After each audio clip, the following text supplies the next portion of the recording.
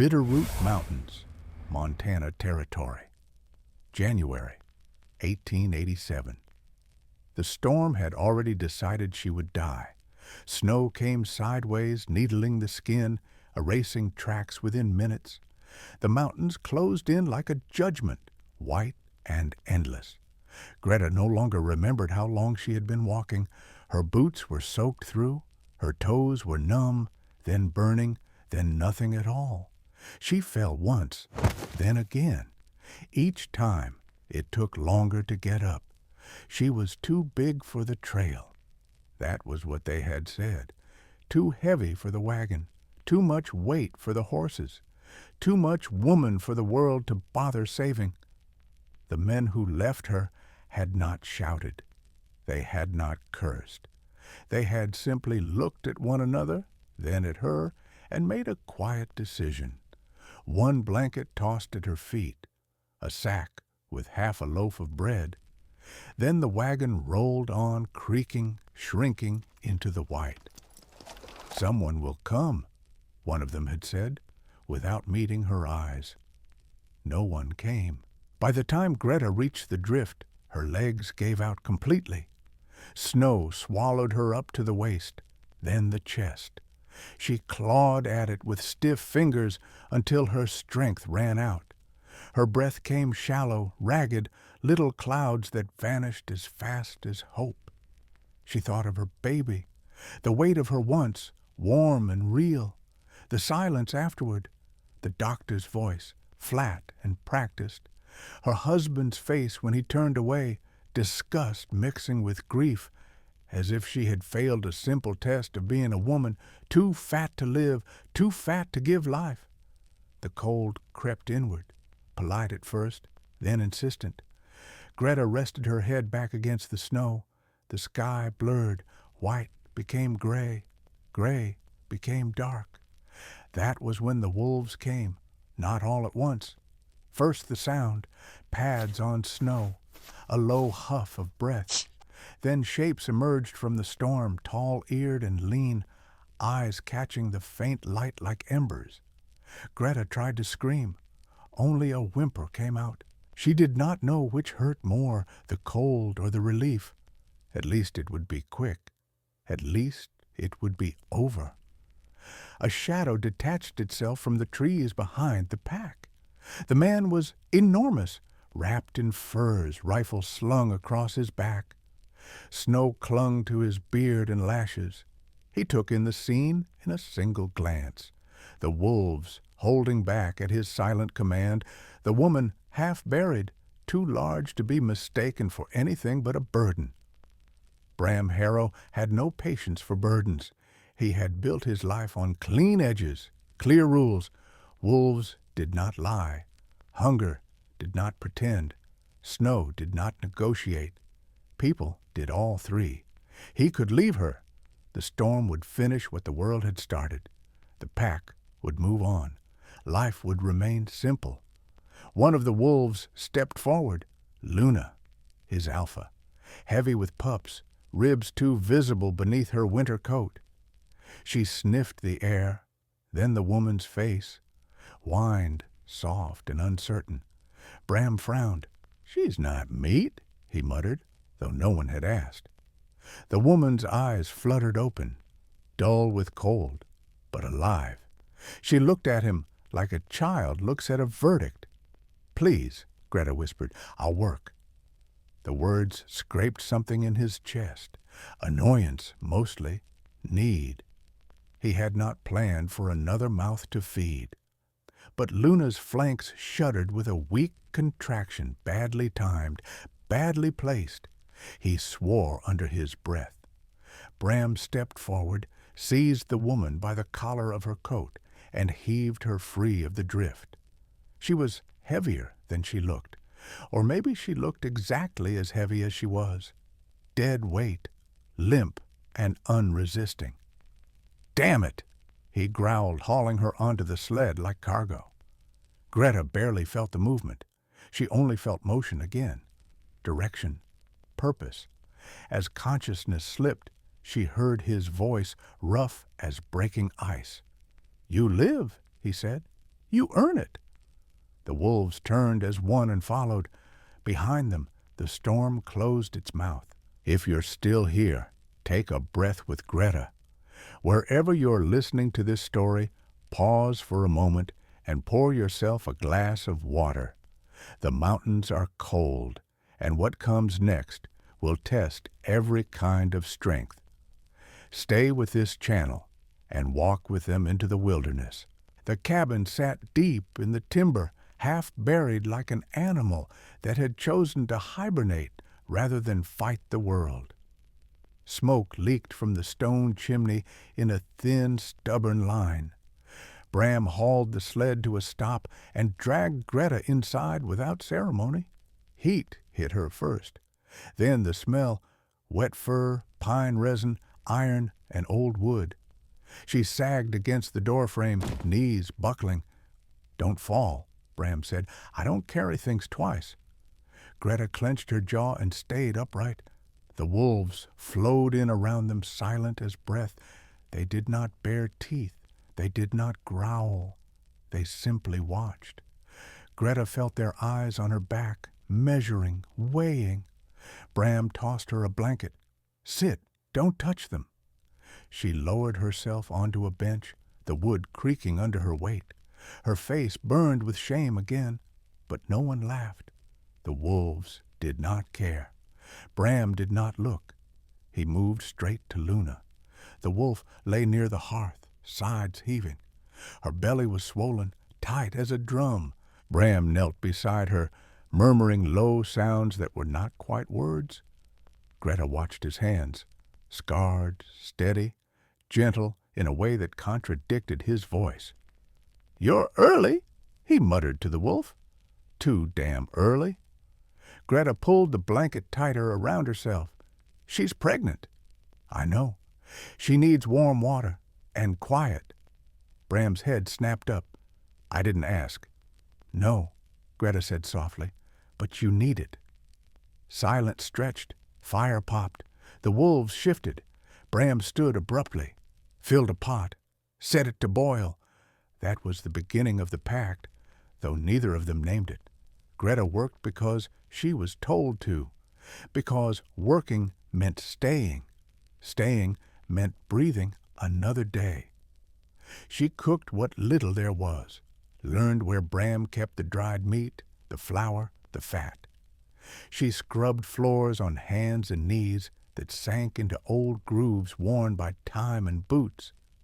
She moved carefully, quietly, trying to make herself smaller in a body that refused to comply. Bram watched everything, said little. Outside the cabin, the world had already made its judgment. When Bram went down to the trading post a week later, Greta stayed behind, as instructed. She did not see the looks. She did not hear the laughter. But Bram did. "Didn't know you'd started collecting wives," a trapper said, eyeing Bram's sled. "Big one, too. Must eat like a horse." Bram's answer was the barrel of his rifle resting casually on the man's chest. "She's under my roof," he said. "That's all you need to know." Word traveled anyway. It always did. The Wolf King had gone soft, taken in a useless woman, let sentiment rot his edges. The mountains, indifferent as ever, did not care. They left civilization behind the day Luna could no longer walk the distance between trees without stopping. Bram loaded supplies.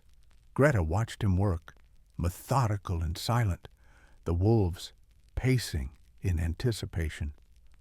"Where are we going?" she asked. "Higher," he said. "Safer." "For who?" "For whoever survives." They turned their backs on roads, on fences, on the idea that help might come from anywhere but each other. The trail narrowed. Snow deepened. The cabin vanished behind them like a dream one wakes from and does not return to. The silence between them was heavy, but not empty. Greta noticed small things. How Bram always walked on the windward side of Luna. How he counted his steps when climbing. How he never wasted motion or breath. Bram noticed things too, though he would not have admitted it, that Greta never complained, that she rationed her food without being told, that she sang under her breath while stirring pots, low and steady, a sound that calmed the wolves as surely as his commands. The world is quick to decide what has value. It weighs bodies, measures usefulness, assigns worth based on what can be taken. But what does the heart see when survival strips away pride and pretense? Does it recognize strength only when it is sharp, or can it learn the language of softness? Luna groaned that night, long, deep. Greta was at her side before Bram finished standing. "She's scared," Greta said. "She's an animal." "So am I." Bram looked at her, then really looked, at the broad shoulders hunched not in fear, but in readiness, at the hands that trembled only slightly. "You stay because I allow it," he said, "because I need you." Greta met his gaze. "Then we need each other." It was not romance, not kindness. It was necessity, stripped bare. Outside, the wind howled, testing the walls. Inside, an unlikely pact held. The cold arrived without warning, as it always did in the high country. One morning, the air still carried a brittle clarity, sharp but survivable. By nightfall, it had teeth. Bram felt it first in his bones. A tightening, a warning, learned the hard way. He banked the fire higher, checked the roof beams, reinforced the door with a crossbar. The wolves pressed closer to the cabin than usual, their bodies forming a living barrier against the walls. Greta noticed the silence, not the comfortable kind that had grown between her and Bram, but a taut, listening quiet. Even the wolves moved differently, shoulders low, ears twitching. "How bad?" she asked. "Bad enough," Bram said. "Don't go out." She nodded. She always nodded. Days blurred into one another, marked only by feeding times and Luna's labored breathing. The wolf's belly had dropped lower now, too low. Her appetite came and went. Bram watched her with a frown he could not smooth away. They did not speak much. There was no room for extra words. Greta learned the cabin by feel in the half-light, the way the floor dipped near the hearth, the exact spot where the door stuck, unless lifted. She learned the wolves' hierarchy, who ate first, who slept closest to Luna, who watched her with distrust that slowly softened into something else. Trust, perhaps, or acceptance. The wall between her and Bram remained solid.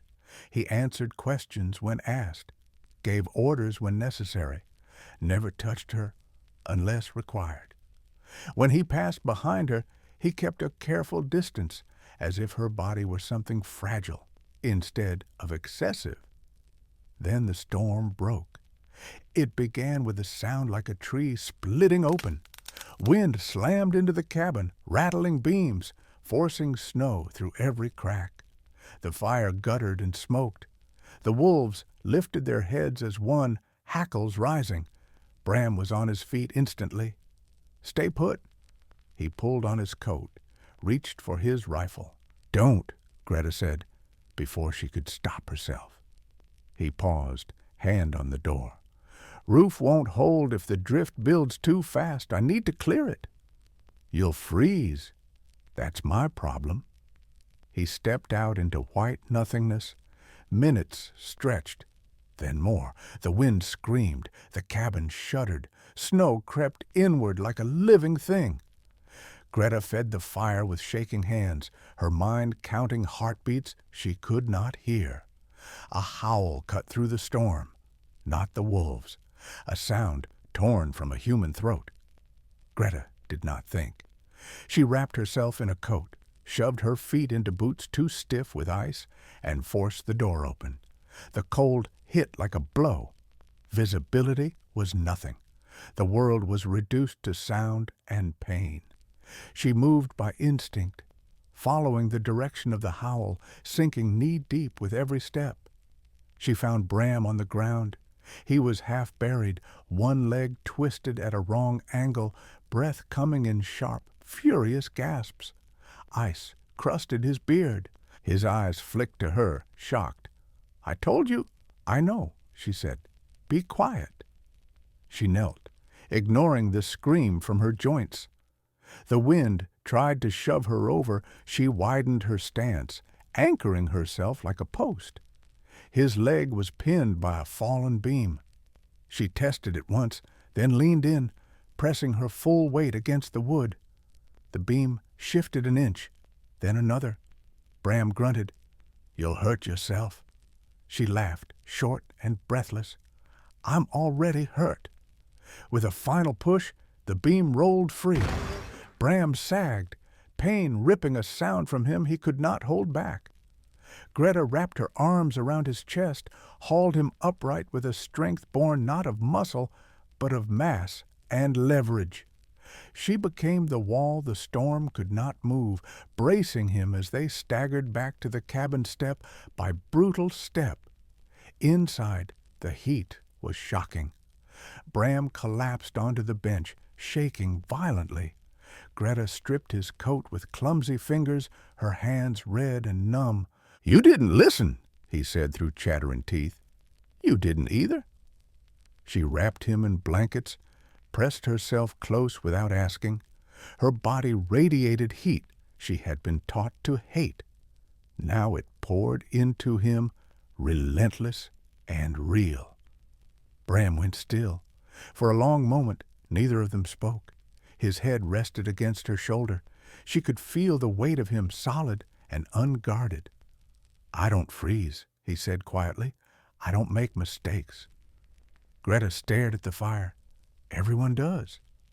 Outside, the storm raged. Inside, something shifted. Later that night, Luna cried out, not the low groan of discomfort, but a sharp, panicked sound that snapped Bram fully awake. He tried to stand. His leg buckled immediately. Greta was already moving. "She's not right," she said, kneeling beside the wolf. "She's cold and scared." "She's a wolf," Bram snapped, fear bleeding through his anger. "She's birthed pups before." "And women have too," Greta said. "They still die." Bram's jaw clenched. He looked helpless for the first time since she had known him. Greta placed her hands on Luna's flanks, felt the tension there, the trembling. "She needs warmth," Greta said. "Steady pressure. She's fighting herself."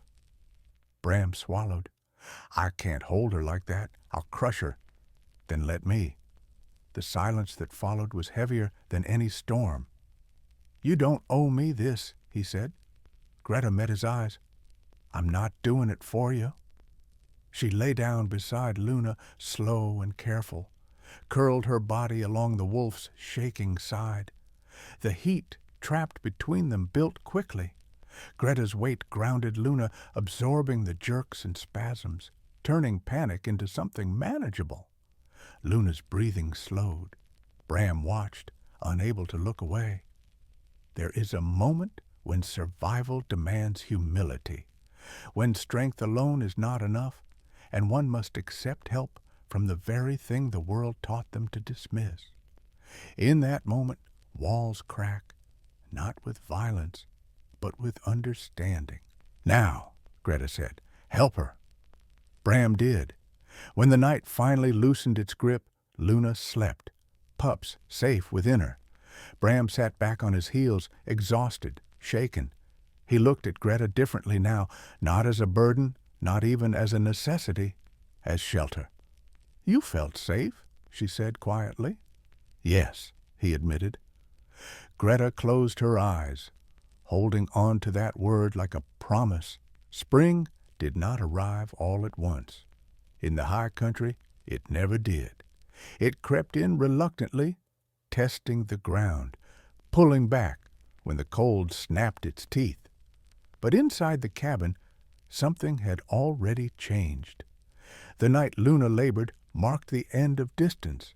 Bram moved differently afterward, slower, more deliberate when Greta was near.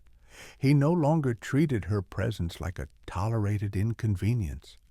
When he spoke, he explained himself. When he listened, he did not interrupt. Greta noticed. She also noticed herself. She woke before dawn, without dread. Her hands no longer shook when she reached for food. She sang louder now, a low hum that filled the cabin while she cooked, stitched, and scrubbed. The wolves slept through it, sprawled like discarded furs, trusting the rhythm of her voice.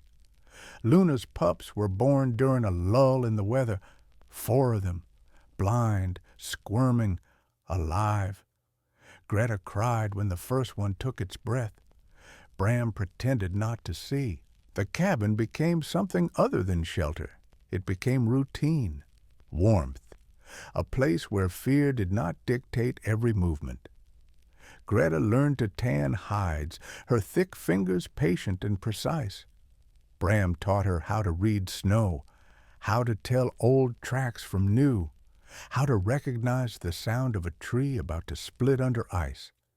She taught him quieter things, how to sit with pain instead of fighting it, how to let silence be shared, how to touch without taking.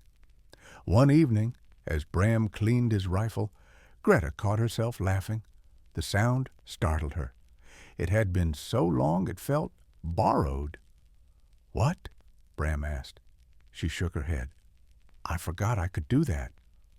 He studied her face, softer now, fuller, in a way that had nothing to do with weight. "You're not breaking this place," he said. "You're fixing it." Greta felt something open in her chest at that. Safety does not announce itself. It grows slowly, fed by repetition and care. A woman who has been taught she is too much learns here that she can also be enough, not despite her body, but within it. Trouble did not vanish. It never did. Bram's leg healed poorly. Some mornings he woke stiff and furious, pain sharpening his words. Greta learned when to leave him alone and when to sit beside him and say nothing until the storm passed. One night, she found him outside, staring into the dark. "I should have died out there," he said. "Men like me don't get saved." Greta wrapped a blanket around his shoulders. "You didn't die. That has to mean something." He was quiet for a long time. Then, barely audible, "My wife sold me out. Told bounty men where to find me. Said I was worth more dead than alive." Greta did not ask why. She did not need details. She placed her hand over his, steady and warm. "They were wrong," she said. He let his fingers close around hers. From that night on, Bram slept closer to her, not touching at first, just near enough to feel her breathing. The wolves accepted her fully when one of the pups wandered too close to the fire and Greta scooped it up without hesitation, shielding it against her chest. No teeth bared, no growls, just watchful eyes and a shared understanding. She was packed now, the cabin filled with small signs of life. Bones hung to dry, herbs lined the shelves. Greta carved simple figures from scrap wood, clumsy but earnest, one of a wolf, one of a woman holding a child. She hid the second one behind the flour sack. Bram found it anyway. He did not comment. He placed it on the mantel. Spring finally broke through the snow in earnest.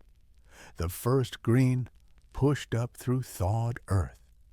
Greta stood in the doorway, face lifted to the sun, and realized she was no longer waiting for the world to end. She belonged to this place, to this man, to these wolves, and belonging, she learned, was not about being chosen for perfection, it was about being kept. The first sign came quietly, a broken snare near the creek, not torn apart by an animal, but cut clean. A boot print half hidden beneath thawing snow, its edge too straight to belong to the wild. Bram saw it at dawn and felt the old tension slide back into his shoulders. He did not tell Greta at first. He watched instead, counted days, checked the ridgeline more often, kept his rifle within reach even inside the cabin. The wolves felt it before Greta did. They ranged wider, howled at night, a low warning that carried through the timber. "What's wrong?" Greta asked finally. "Nothing," Bram said too quickly. She looked at him the way she had learned to, patient, unfooled.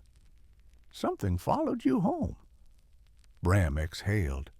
Someone might be asking questions. "About who?"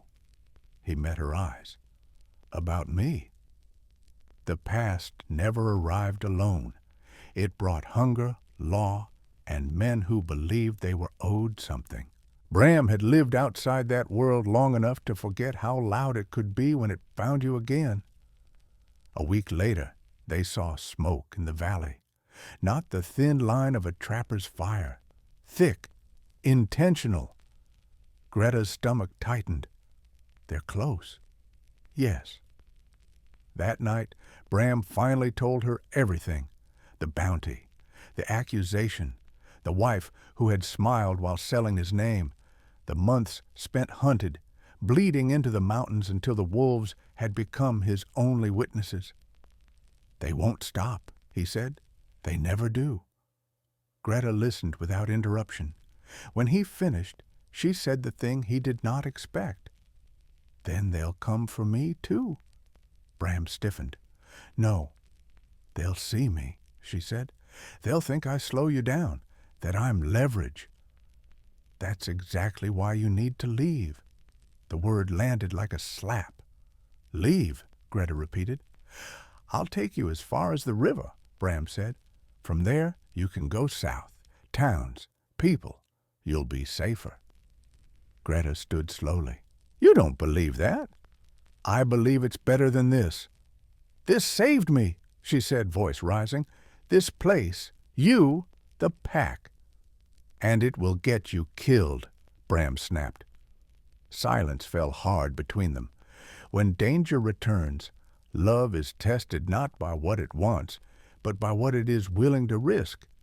Is sacrifice the act of letting go, or the courage to stand and be seen?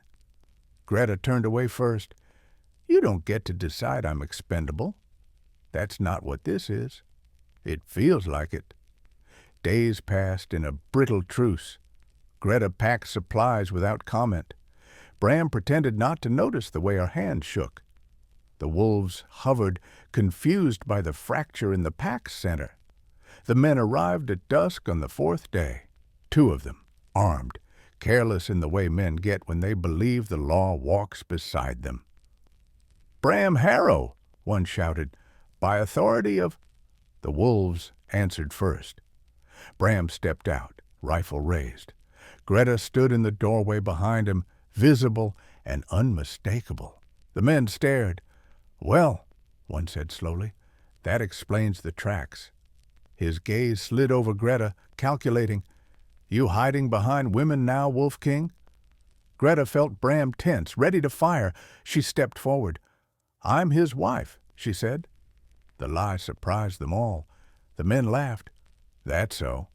"Yes," Greta said steady, "which means if you want him, you go through me." Bram turned sharply. "Greta!" She did not look at him. "You said I was pack."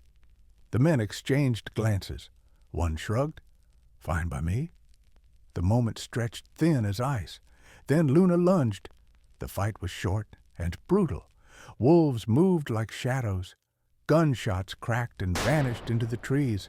One man ran. The other fell. When it was over, blood steamed in the cooling air. Greta stood shaking, but upright, alive. Bram went to her, hands rough on her shoulders. "You shouldn't have done that." "I know," she said, "but I did." He pulled her into his chest, hard enough to hurt. "I can't lose you." She pressed her face into his coat. "Then don't try to save me by leaving me."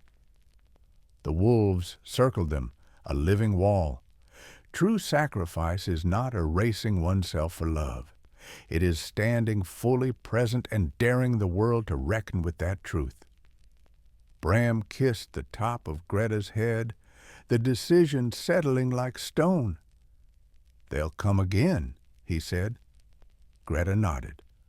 "So will we." Inside the cabin, the fire burned steady. The shadow had returned, and it had been answered. They did not wait long.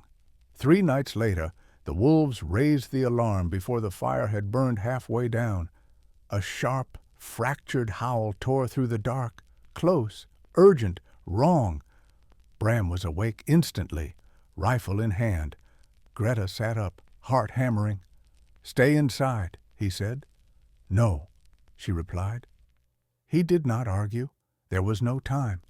Shapes moved between the trees, more men this time, 4, maybe 5. They spread out, trying to circle, trying to be clever in terrain that belonged to someone else. The first shot shattered the quiet. Wood splintered near the window. A wolf screamed. Bram returned fire, precise and furious. He moved fast despite his leg, dragging the fight away from the cabin, away from Greta. That was the mistake. A second shot rang out. Bram staggered, went down hard behind a fallen log. Greta saw it all through the open door. The world narrowed. She did not scream. She did not freeze. She grabbed the axe. Strength is not always the ability to strike. Sometimes it is the refusal to run when the moment demands a stand. Greta stepped into the snow. A man burst from the trees, surprised to find her there. His grin was quick and cruel. "Well now," he said, "you're a long way from—" She charged him. 300 pounds of momentum slammed into his chest. They went down together, hard. He tried to roll free, couldn't. Her weight pinned him, her knees braced, her body a wall he could not push aside. He raised his knife. Greta brought the axe down. Once. The man went still. Greta stood shaken, blood on her hands, breath tearing out of her chest in sobs she did not let slow her. Another shadow moved. She turned, positioning herself between the cabin and the fallen shape of Bram. A shot cracked. Pain tore through her shoulder. She stayed standing. "You want him," she yelled into the dark. "You go through me." The wolves surged, answering her call as if it had always been theirs. Bram heard her voice and forced himself up, rage burning through pain.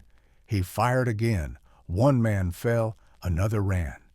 When the silence finally returned, it was broken only by labored breathing and the soft whine of injured wolves. Greta dropped to her knees beside Bram. Blood soaked his coat. "You idiot," he rasped. She laughed weakly. "Takes one to know one." She pressed her hands to his wound, applying pressure the way she had learned. Her body leaned over him, shielding him from cold and sight and fear. He grabbed her wrist. "You stood. So did you. A woman is not strong because she survives. She is strong because she chooses to protect, even when the world insists she is made only to endure." They lived. Morning came gray and quiet. The bodies were gone, dragged away by wolves or men who would not return. Blood stained the snow and then faded. Inside the cabin, Greta stitched Bram's wound with shaking hands and stubborn focus. He watched her, eyes dark and full. "I tried to send you away," he said, "and I stayed." He cupped her face. "I won't do that again." The cabin smelled of blood and pine sap and boiled water. Greta worked in silence, hands steady now. Her earlier shaking burned away by necessity. She stitched Bram's side by firelight, each pull of the thread a small act of defiance against the night that had tried to take him. Bram did not look away. Pain had stripped him down to something honest. When she finished, he reached for her wrist, not to stop her, but to keep her close. "You should be afraid of me now," Greta said quietly. "I killed a man." Bram's thumb brushed the inside of her wrist, feeling her pulse. "So have I." "That's different." "It isn't." She sat back on her heels, exhaustion crashing over her in waves. The wolves lay scattered around them, injured but alive, their breathing a low chorus that filled the cabin with proof of survival. Greta stared at her hands. "I didn't think. I just moved." "That's who you are," Bram said. "You don't hesitate when it matters." She shook her head. "I was always told I was slow, too heavy, too late." He pulled her into him carefully, mindful of her wound. They lied. Healing is not the erasure of scars. It is the decision to live alongside them, to let pain become memory instead of prophecy. They slept that night tangled together, not for comfort, but for certainty. When Greta woke, Bram's hand rested on her stomach as if anchoring himself to the fact that she was real. Days passed in quiet recovery. Greta tended wounds, fed wolves by hand, sat with Luna and the pups, her back against the cabin wall, the small bodies warm and insistent against her thighs. Bram watched from his bed, a peace settling over him he had never known. One morning, when he could stand without swaying, Bram went outside and returned with something wrapped in hide. "For you," he said. Greta unfolded it slowly, a cloak, thick, heavy, the fur unmistakable. "The Alpha," she whispered. "The one you killed," Bram said. "A warrior's end, a warrior's skin." Tears slid down her face. "It's too much." "No," he said, stepping behind her and draping it over her shoulders. "It fits because you earned it." She turned to face him, cloaked in proof of her own strength. "I don't know how to be this person." "You already are." They married themselves at the next full moon. No preacher, no witnesses, but the trees and the wolves. Bram cut his palm and pressed it to Greta's. Blood mixed, dark and certain. "You are my wife," he said. "My pack, my home." Greta lifted her chin. "And you are mine. Not because I need saving, because I choose you." The wolves howled, long and low, sealing the vow. Spring came fully then. Greta knew she was pregnant when the nausea did not fade, and her body felt different, heavy in a new way. Fear clawed at her throat. "What if I lose this one too?" she whispered one night. Bram knelt before her, resting his forehead against her belly. "You won't face it alone. Sometimes healing is not forgetting what was lost, but daring to love what might be found." The baby came with the thaw. A boy, loud, alive. Greta wept until she could not breathe. Bram held them both, shaking with a joy he had never trusted before. They named him Ash. Outside, wolves stood guard. Inside, something whole had been built. The mountains did not soften for love. Snow still fell hard. Men still wandered where they were not wanted. Danger never truly left, but some things endured. Greta stood in the doorway of the cabin with Ash in her arms, his small weight solid and warm against her chest. Wolves lay at her feet, breathing slow and even. Behind her, Bram watched the tree line, alert as ever. Far below, a single rider moved through the valley, leaving questions in his wake. "Are you afraid?" Greta asked. Bram shook his head. "Not anymore." Because fear had found them and failed. Because a woman once discarded as excess had become shelter, shield, and heart. Because a man who trusted only teeth and claws had learned the language of care. Strength wears many forms. Sometimes it carries a rifle, sometimes it carries a child, and sometimes it simply stands its ground and refuses to be moved. If this story stayed with you, if Greta's journey stirred something in you, remember this. The world often misjudges what keeps us alive. Stay with this channel for the next tale and carry that truth forward. The wolves howled, the fire burned, and the pack endured.